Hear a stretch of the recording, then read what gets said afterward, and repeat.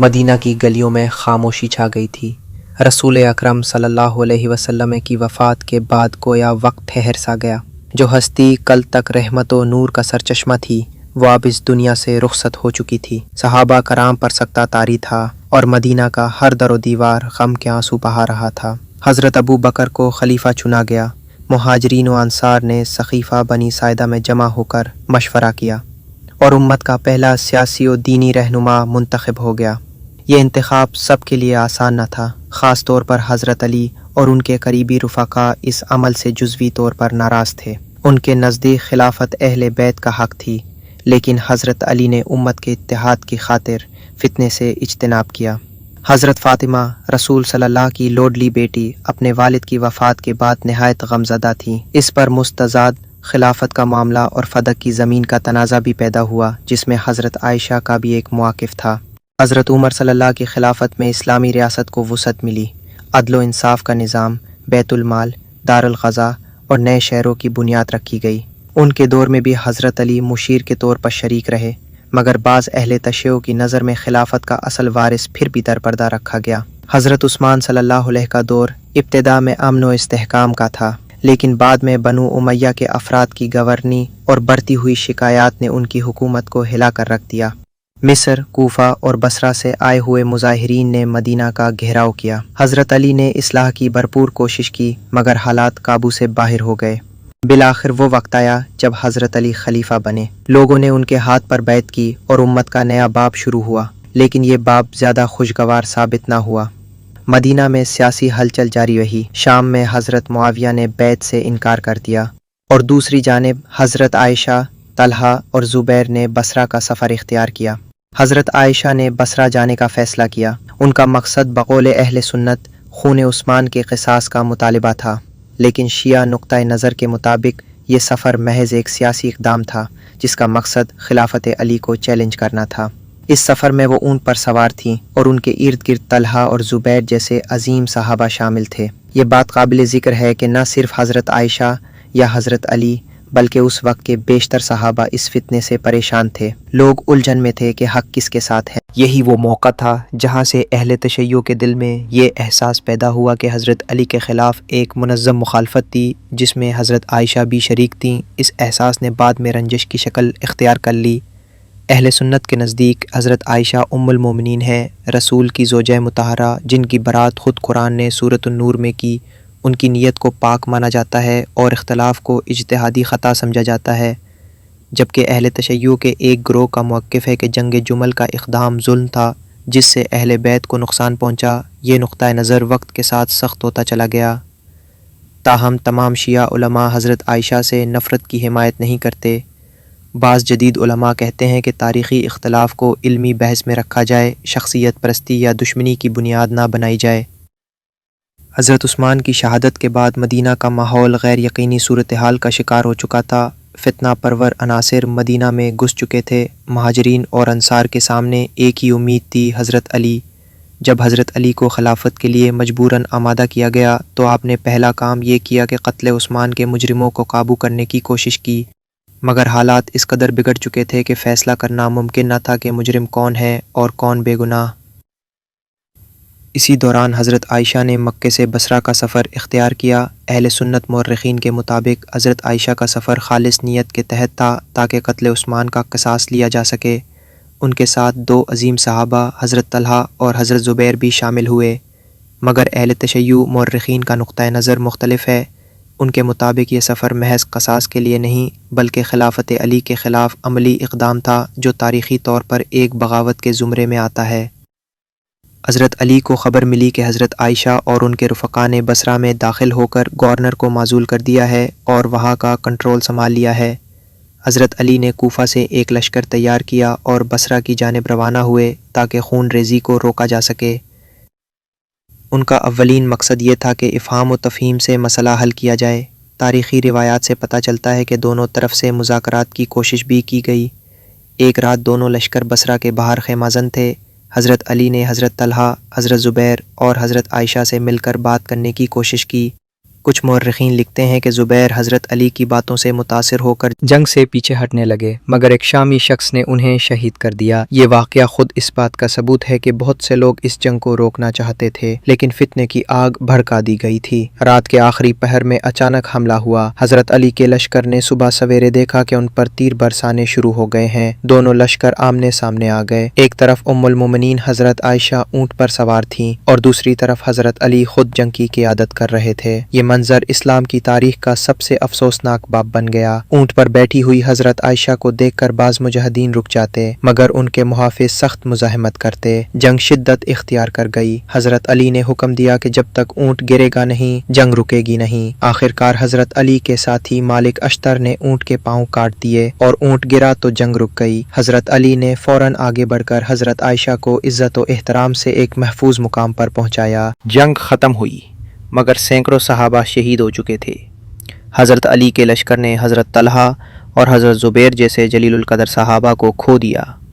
حضرت علی نے حضرت عائشہ کو عزت کے ساتھ مدینہ واپس روانہ کیا اور سختی سے حکم دیا کہ کوئی بھی ان سے بد کلامی نہ کرے۔ یہ حضرت علی کے کردار کی عظمت تھی۔ اہل سنت مورخین اس جنگ کو اجتہادی خطا سمجھتے ہیں۔ ان کے مطابق دونوں فریق اپنی نیت میں سچے تھے، مگر شیطان نے فتنے کو آگ دی۔ مگر اہل تشیع مورخین کا موقف واضح ہے۔ حضرت علی خلیفہ برحق تھے اور ان کے خلاف ہتھیار اٹھانے والا گروہ، خواہ وہ کتنے ہی مقدس افراد پر مشتمل کیوں نہ ہو، خطا پر تھا۔ وہ جنگ جمل کو اہل بیت کے خلاف بغاوت تصور کرتے ہیں۔ یہی جنگ جمل وہ نقطۂ آغاز ہے جہاں سے شیعہ عوامی بیانیے میں حضرت عائشہ کے خلاف جذبات پیدا ہوئے۔ ان کے نزدیک حضرت عائشہ نے اہل بیت کے خلاف لشکر کشی کی اور امت کو خانہ جنگی میں دھکیل دیا۔ اگرچہ شیعہ فقہا میں اختلاف موجود ہے، کچھ ان کے اجتہاد کا احترام کرتے ہیں جبکہ کچھ انہیں واضح غلطی کا مرتکب مانتے ہیں، مگر عام شیعہ عوام میں اس واقعے کو جذباتی انداز میں لیا جاتا ہے جس سے نفرت کا تاثر پیدا ہوتا ہے۔ جنگ جمل کے بعد حضرت علی نے کوئی انتقام نہیں لیا۔ انہوں نے حضرت عائشہ کو نہایت احترام کے ساتھ واپس بھجوایا اور ان کے خلاف کوئی بد زبانی نہ ہونے دی۔ یہی وہ اعلیٰ اخلاقی معیار تھا جو حضرت علی کی شخصیت کو ممتاز کرتا ہے۔ وہ امت کو جوڑنا چاہتے تھے، توڑنا نہیں۔ اہل سنت مورخین کے نزدیک حضرت عائشہ کی نیت پاک تھی۔ وہ خلیفہ عثمان کے قتل سے دکھی تھیں اور انہیں یقین تھا کہ حضرت علی نے قاتلوں کو پناہ دی ہے۔ ان کے مطابق یہ سب اجتہادی غلط فہمیاں تھیں۔ نہ حضرت علی برے تھے، نہ حضرت عائشہ۔ دونوں کا مقصد امت کی بھلائی تھا، مگر حالات ان کے قابو سے باہر ہو گئے۔ اہل تشیع کے مطابق خلافت علی خدا کی طرف سے تھی۔ اس کے خلاف تلوار اٹھانا، چاہے کسی کی بھی نیت ہو، اہل بیت کی مخالفت تھی۔ اسی بنیاد پر حضرت عائشہ کے اس اقدام کو ظلم اور بغاوت تصور کیا جاتا ہے۔ یہی وہ مقام ہے جہاں سے محبت کی جگہ تنقید نے لے لی اور تنقید وقت کے ساتھ نفرت میں بدل گئی، خاص طور پر عوامی بیان۔ جنگ جمل کا واقعہ ہمیں سکھاتا ہے کہ صحابہ کرام بھی انسان تھے، ان سے اتحادی غلطیاں ممکن تھیں، مگر ان کے نیتوں کی پاکیزگی کو بھی سمجھنے کی ضرورت ہے۔ حضرت علی نے جس اخلاق کا مظاہرہ کیا وہی امت کے لیے مثال ہے۔ اگر ہم ان کی سیرت پر چلیں تو شاید آج بھی فرقہ واریت کا خاتمہ ممکن ہو۔ اسلام کی پہلی صدی میں کئی فکری دھارے تشکیل پا رہے تھے۔ صحابہ کرام کی رفاقت رکھنے والی نسل رفتہ رفتہ دنیا سے رخصت ہو رہی تھی، اور نئے مسلمان جو ان واقعات کا مشاہدہ نہیں کر سکے تھے وہ ان باتوں کو سن کر رائے قائم کر رہے تھے۔ ان میں سب سے اہم سوال یہی تھا، کیا خلافت علی حق تھی، اور اگر تھی تو ان کے خلاف اٹھنے والا ہر شخص خطا پر تھا۔ اعلی تشیع کی فکر نے اسی سوال کو بنیاد بنایا۔ شیعہ نقطۂ نظر کی اصل بنیاد محبت اہل بیت اور ان کی مظلومیت پر مرکوز ہے۔ حضرت فاطمہ کے ساتھ پیش آنے والے واقعات، حضرت علی کے حق خلافت سے محرومی، امام حسن کی صلح اور معاویہ کا غلبہ، امام حسین کی شہادت اور واقعہ کربلا، ان واقعات نے اہل تشیع کے دلوں میں یہ احساس پیدا کیا کہ اہل بیت کے ساتھ مسلسل زیادتی ہوتی رہی، نہ صرف ظاہری خلافت ہے بلکہ سماجی اور دینی مقام میں بھی۔ جب یہ عقیدہ مستحکم ہوا تو ہر وہ شخص جو اہل بیت کے خلاف کسی سیاسی یا عسکری اقدام میں شامل تھا، شیعہ مورخین کے لیے تنقید کا ہدف بن گیا۔ اس فہرست میں حضرت عائشہ کا نام بھی شامل ہوا، جنگ جمل کی بنیاد پر۔ اموی دور میں سیاست نے دین کے چہرے کو دھندلا دیا۔ خلفاء اہل بیت کے ماننے والوں کو ستاتے تھے۔ امام زین العابدین، امام محمد باقر اور امام جعفر صادق کے دور میں اہل بیت کے چاہنے والوں کو رافیضی کہہ کر معاشرتی سطح پر الگ کیا گیا۔ یہ وہ وقت تھا جب شیعہ عوام کے دلوں میں اہل بیت سے محبت ایمان کا تقاضا بن گئی، اور جو بھی ان سے لڑا یا ان کے مقابل آیا وہ دشمن کی صورت میں دیکھا گیا۔ حضرت عائشہ چونکہ جنگ جمل میں حضرت علی کے خلاف تھیں، اس لیے شیعہ بیانیے میں ان کا کردار منفی ہو گیا۔ شیعہ تاریخ نگاری کا انداز روایتی سنی مورخین سے مختلف ہے۔ اہم شیعہ مراجع جیسے نہج البلاغہ، حضرت علی کی خطبات کی کتاب، الاحتجاج شیخ طبرسی، الکافی شیخ کلینی، بحار الانوار علامہ مجلسی، ان میں حضرت عائشہ کے جنگی کردار پر کھل کر بات کی گئی ہے۔ مثال، نہج البلاغہ میں حضرت علی نے فرمایا، وہ عورت جس نے لوگوں کو جنگ پر ابھارا، اونٹ پر سوار ہو کر آب بھڑکائی، کاش وہ اپنے گھر میں بیٹھی رہتی جیسا کہ قرآن نے حکم دیا تھا۔ اہل سنت ان اقوال کو حضرت عائشہ کی مخالفت کے بجائے عمومی عورتوں کے بارے میں نرمی کی تلقین کے طور پر دیکھتے ہیں، مگر شیعہ ان کا اطلاق حضرت عائشہ پر خاص کرتے ہیں۔ شیعہ فکر میں دو مکاتب ہمیشہ موجود رہے ہیں۔ اعتدال پسند شیعہ حضرت عائشہ کی جنگ جمل کو اجتہادی خطا مانتے ہیں، ان کے خلاف بد کلامی یا نفرت کو جائز نہیں سمجھتے۔ ان کا زور علی کی فضیلت پر ہوتا ہے، دوسروں کی توہین پر نہیں۔ گالی انتہا پسند شیعہ حضرت عائشہ کو منافق، دشمن علی اور اہل بیت کی مخالفت میں شدید سمجھتے ہیں، ان کی کردار کشی کرتے ہیں اور ان پر سخت الفاظ استعمال کرتے ہیں۔ ایسے افراد کی کتب عوامی حلقوں میں زیادہ مقبول ہو جاتی ہے۔ اہل تشیع کے بڑے فقہا جیسے علامہ سید علی سیستانی، شہید مطہری اور علامہ طبطبائی نے اعتدال کا راستہ اختیار کیا ہے۔ کربلا کے واقعات اور اہل بیت کی مظلومیت پر ہونے والے نوحے، مرثیے اور مجالس نے کئی نسلوں کے ذہنوں میں ایک گہرا تاثر چھوڑا۔ کچھ خطباء نے شدت سے حضرت عائشہ اور بعض صحابہ کی تنقید کی، جسے سامعین نے سچ مان لیا۔ یہ عوامی بیانیہ آہستہ آہستہ ایک عقیدے کی شکل اختیار کر گیا۔ مثال کے طور پر حضرت علی کے حق کی تبلیغ کرتے کرتے خطیب حضرت عائشہ پر الزام لگاتے ہیں، جنگ جمل کو اہل بیت کے خلاف سازش کہتے ہیں، یہاں تک کہ بعض لوگ حضرت عائشہ کو منافقہ اور ظالمہ جیسے الفاظ سے بھی یاد کرنے لگے۔ یہ رویہ علمی تحقیق کی جگہ جذباتیت سے بھرا ہوا تھا۔ اہل سنت کا موقف ہے کہ حضرت عائشہ کی عزت قرآن سے ثابت ہے۔ سورہ نور میں ان پر تہمت لگانے والوں کی مذمت کی گئی اور ان کی پاک دامنی کی تصدیق کی گئی۔ شیعہ اس پر کہتے ہیں کہ وہ آیات سب ازواج مطہرات کے لیے عمومی تھی۔ بعض شیعہ مفسرین کا موقف ہے کہ وہ آیات حضرت مریم یا دیگر پر بھی لاگو ہو سکتی ہیں۔ کچھ روایات میں ان آیات کے مخاطب حضرت صفوان اور حضرت عائشہ نہیں بلکہ عمومی تہمت کے واقعات ہیں۔ یہ اختلاف تفسیر کی بنیاد پر ہے، نہ کہ قرآن کی صداقت پر۔ آج بھی بہت سے شیعہ حلقے حضرت عائشہ کو پسند نہیں کرتے، خاص کر ان کے جنگی کردار کی وجہ سے۔ سوشل میڈیا پر کلپس، تقاریر اور خطابات میں ان کی تنقید ہوتی ہے۔ نوجوان شیعہ نسل جو صرف علی حق پر سنتی ہے، وہ حضرت عائشہ کو باطل سمجھنے لگتی ہے۔ جذباتی بیانات بغیر تحقیق کے تکرار سے عقیدہ بن جاتے ہیں، لیکن اس کے برعکس شیعہ علماء اعتدال کی تلقین کرتے ہیں۔ علمی حلقے حضرت عائشہ پر تنقید کو تحقیقی دائرہ میں رکھتے ہیں، نہ کہ دشمنی میں۔ مسلمانوں کا ایمان ہے کہ دین اسلام کی بنیاد قرآن اور سنت رسول صلی اللہ علیہ وسلم پر ہے، لیکن جب تاریخ میں اختلافات، جنگیں اور فتنہ سامنے آتے ہیں تو سوال پیدا ہوتا ہے، کیا کسی شخصیت کے عمل کو قرآن اور سنت کی روشنی میں پرکھا جائے گا یا محض تاریخی روایات پر انحصار کیا جائے گا؟ حضرت عائشہ کے معاملے میں یہ سوال دو طرفہ اہمیت رکھتا ہے۔ ایک طرف قرآن ان کی برات کی گواہی دیتا ہے، دوسری طرف جنگ جمل جیسے واقعات میں ان کا کردار متنازع بن گیا۔ اسی دو رخی حقیقت کو قرآن، حدیث اور شیعہ و سنی روایات کی روشنی میں سمجھنا ضروری ہے۔ سنی و شیعہ مکالمہ بڑھ رہا ہے، جس سے شدت پسندی میں کمی آ رہی ہے۔ سورۃ نور کی آیات 11 تا 20 میں منافقین کی جانب سے حضرت عائشہ پر لگائے گئے الزام واقعہ افک کی تردید کی گئی۔ اللہ تعالیٰ نے فرمایا، یہ لوگ جھوٹ گھڑنے والے ہیں، ان میں سے ہر ایک کے لیے سزا ہے، اور جو لوگ پاک دامن عورتوں پر تہمت لگاتے ہیں ان پر لعنت ہے۔ اہل سنت کے نزدیک یہ واضح دلیل ہے کہ حضرت عائشہ نہ صرف پاک دامن تھیں بلکہ اللہ نے ان کی صفائی قرآن میں نازل کر دی، جو قیامت تک رہے گی۔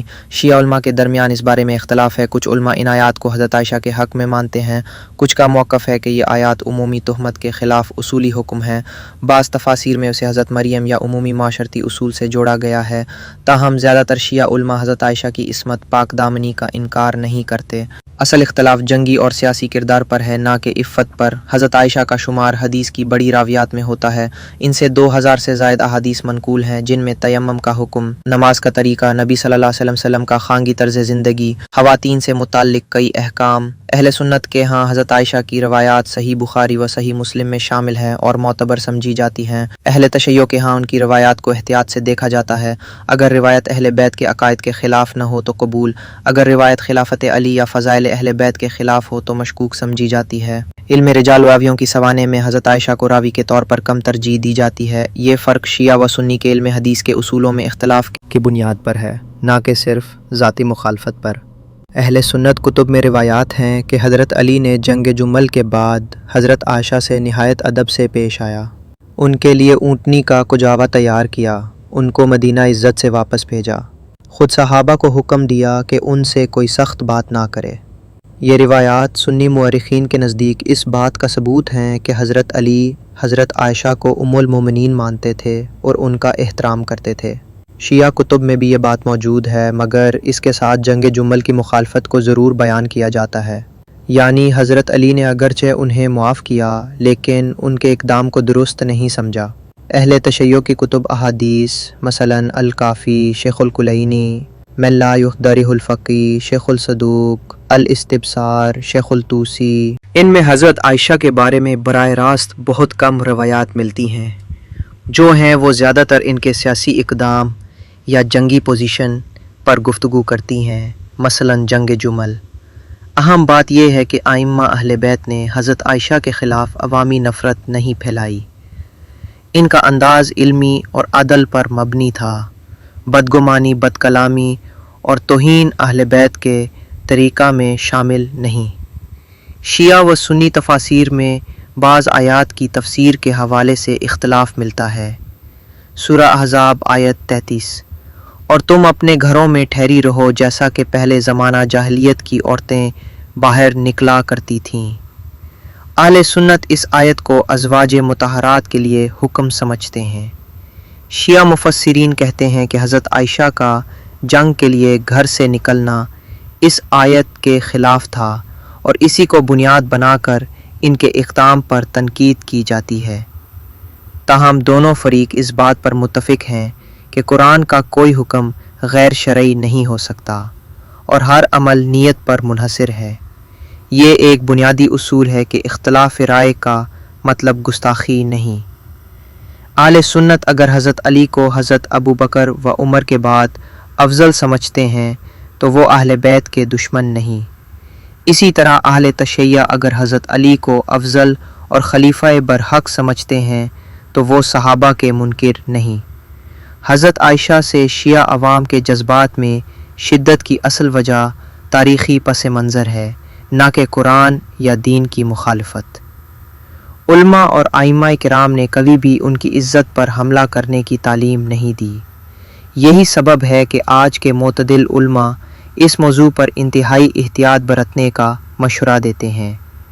جدید شیعہ مراجع جیسے آیت اللہ سید علی سستانی، علامہ سید کاظم حائری، آیت اللہ شہید مرتضیٰ مطہری، علامہ طبطبائی، یہ سب اعتدال پسند موقف رکھتے ہیں۔ ان کے نزدیک حضرت عائشہ کی اجتہادی خطا ممکن ہے، ان کے جنگی کردار پر تنقید ہو سکتی ہے، مگر ان کی عزت اور رسول سے نسبت کا احترام لازم ہے۔ نفرت یا توہین کا کوئی جواز نہیں۔ صدیاں گزر چکیں، جنگ جمل، صفین، کربلا، الغدیر، سقیفہ سب تاریخ کا حصہ بن چکے، لیکن ان واقعات کے اثرات آج بھی زندہ ہیں، کبھی الفاظ میں، کبھی جذبوں میں اور کبھی ایک دوسرے کے لیے بنے ہوئے تصورات میں۔ حضرت عائشہ سے متعلق شیعہ اور سنی سوچ کا فرق آج بھی ہمارے گھروں، مسجدوں، مجلسوں، یوٹیوب ویڈیوز اور سوشل میڈیا مباحثوں میں دیکھا جا سکتا ہے۔ لیکن سوال یہ ہے، کیا ہم ان تاریخی اختلافات کو مستقبل کی نفرت میں بدلنے پر بضد رہیں گے یا فہم، صبر اور علم کے ساتھ آگے بڑھیں گے؟ آج کے دور میں علم صرف کتابوں یا استادوں سے نہیں ملتا، بلکہ لوگ فیس بک، یوٹیوب، ٹک ٹاک اور انسٹاگرام سے مذہب سیکھ رہے ہیں، اور یہی وہ میدان ہے جہاں فرقہ وارانہ ویڈیوز وائرل ہوتی ہیں، جذباتی خطابات لوگوں کو مشتعل کرتے ہیں۔ حضرت عائشہ یا حضرت علی کے خلاف سخت زبان سننے والوں کے دلوں میں زہر بھر دیتی ہے۔ علمی گفتگو کی جگہ اشتعال انگیزی نے لے لی ہے۔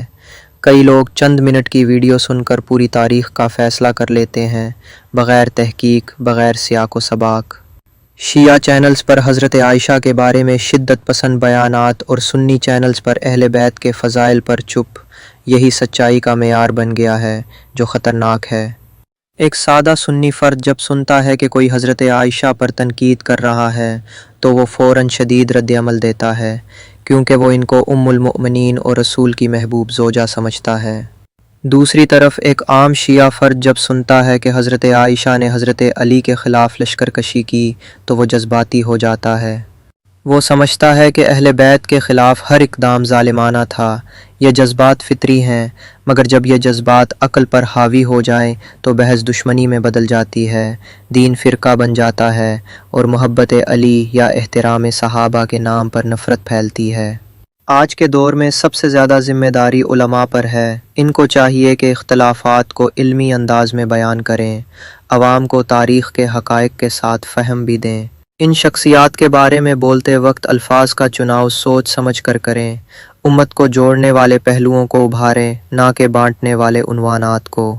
کچھ علماء نے اس سلسلے میں قابل قدر کوششیں کی ہیں۔ آیت اللہ مرتضیٰ مطہری کی کتاب تاریخ اسلام میں اختلافات کا پس منظر، ڈاکٹر طاہر القادری کی وحدت امت پر تقریریں، شیخ شفیق جرادی، آیت اللہ سیستانی، مفتی تقی عثمانی اور علامہ شہید مفتی جعفر حسین کے اتحاد امت کے بیانات، یہ سب ہمیں بتاتے ہیں کہ تاریخ کو عزت کے ساتھ پڑھا جا سکتا ہے، بغیر نفرت کے۔ یہ سوال اکثر ذہنوں میں ہوتا ہے، کیا ایک شخص حضرت علی سے محبت کرے، امام حسین پر روتا ہو اور پھر بھی حضرت عائشہ کا ادب رکھے، یا کیا ایک سنی شخص حضرت عائشہ، ابو بکر اور عمر کا دفاع کرے اور پھر بھی امام علی کو خلیفہ برحق مانے؟ جواب ہے ہاں، ممکن ہے، کیوں نہیں؟ کیا حضرت علی نے حضرت عائشہ کی عزت نہیں کی؟ کیا امام حسن نے حضرت معاویہ سے صلح نہیں کی؟ کیا امام زین العابدین نے مدینہ میں دیگر صحابہ سے میل جول نہیں رکھا؟ کیا رسول اللہ صلی اللہ علیہ وسلم نے اہل بیت اور صحابہ دونوں کو نہیں سراہا؟ تو ہم کون ہوتے ہیں کہ محبت کو دشمنی میں بدل دیں؟ اللہ تعالیٰ قرآن میں فرماتا ہے وَاعْتَصِمُوا بِحَبْلِ اللَّهِ جَمِيعًا وَلَا تَفَرَّقُوا، اللہ کی رسی کو مضبوطی سے تھام لو اور تفرقہ میں نہ پڑو۔ فرقے بنانا قرآن کی تعلیم نہیں۔ رسول اللہ صلی اللہ علیہ وسلم نے فرمایا میری امت 73 فرقوں میں بٹے گی مگر ایک فرقہ نجات پائے گا۔ صحابہ نے پوچھا کون سا؟ فرمایا جو میرے اور میرے صحابہ کے طریقے پر ہوگا، یعنی اہل بیت اور صحابہ دونوں کا ذکر۔ تاریخ کو مکمل سوق میں پڑھیں، صرف شیعہ یا سنی نظر سے نہیں۔ شدت پسند چینل سے گریز کریں، علمی گفتگو تلاش کریں، دوسرے فرقے کی کتابیں اور علماء بھی سنیں، فہم بڑھے گا۔ نفرت انگیز الفاظ نہ لکھیں نہ سنیں، خاص طور پر آن لائن فرقوں کے بجائے امت کے نقطہ نظر سے بات کریں۔ حضرت عائشہ کا کردار تاریخی طور پر متنازع رہا، لیکن اس پر نفرت، بد کلامی اور دشمنی نہ تو قرآن سکھاتا ہے نہ اہل بیت کی تعلیم۔ شیعہ نقطہ نظر میں اختلاف ہو سکتا ہے مگر یہ اختلاف علم اور تحقیق کی بنیاد پر ہو، عوامی جذبات یا بے ادب لہجے پر نہیں۔ آج ہمیں نفرت کے دائرے سے نکل کر حضرت علی کی بصیرت، حضرت عائشہ کی علمیت، امام حسن کی صلح، امام حسین کی قربانی اور قرآن و سنت کے عدل و رحم کا راستہ اپنانا ہے۔